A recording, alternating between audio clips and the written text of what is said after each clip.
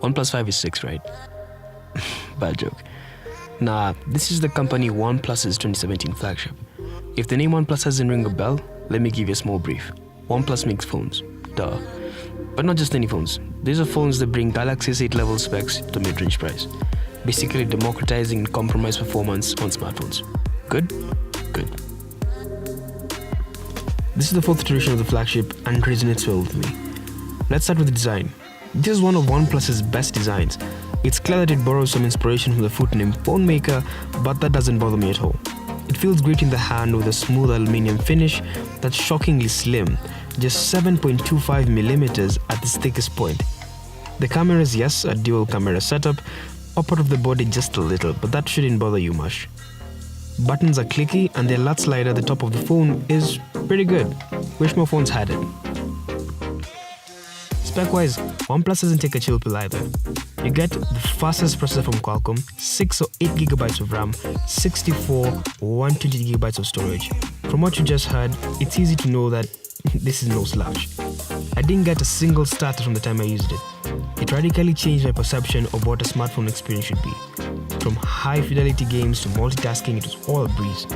Kinda like an iPhone in Android skin. It's genuinely that good.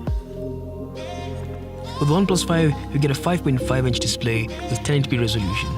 It's OLED, so contrast is great, and the colors pop really, really well. You might complain that this is not a 2K display, but that's not an argument I want to get into right now.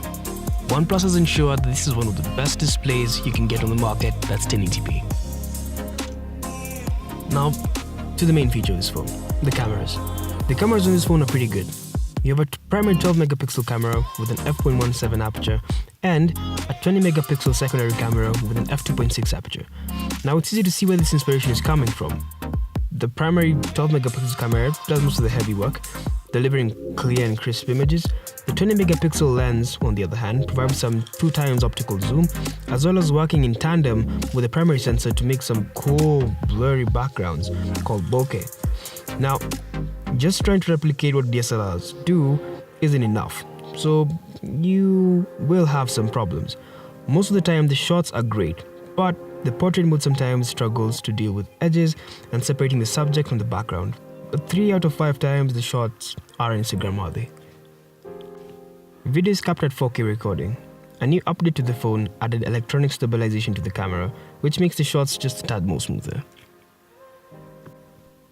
Software on the OnePlus is handled by a custom version of Android known as Oxygen OS. It's pretty light customization that builds on Google's good design and adds a few cool functionalities. For example, you have a reading mode that turns the screen black and white when you're reading a book, some gaming mode that blocks notifications and the likes, and you're able to record the game too.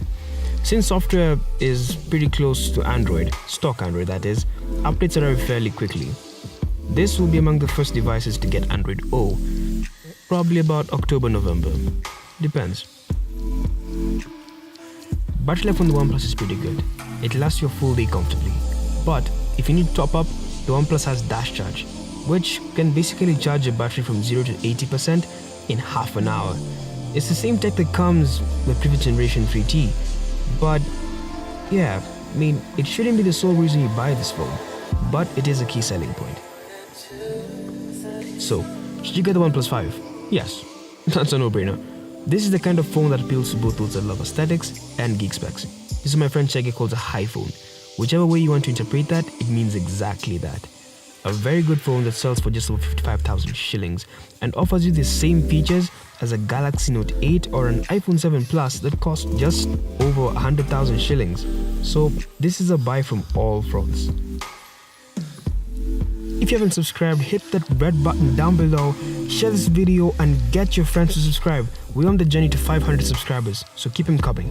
Until next time, this is Tony, first of my name, True Nerd, king of the mobile tech and pupil of the crispy video. Peace.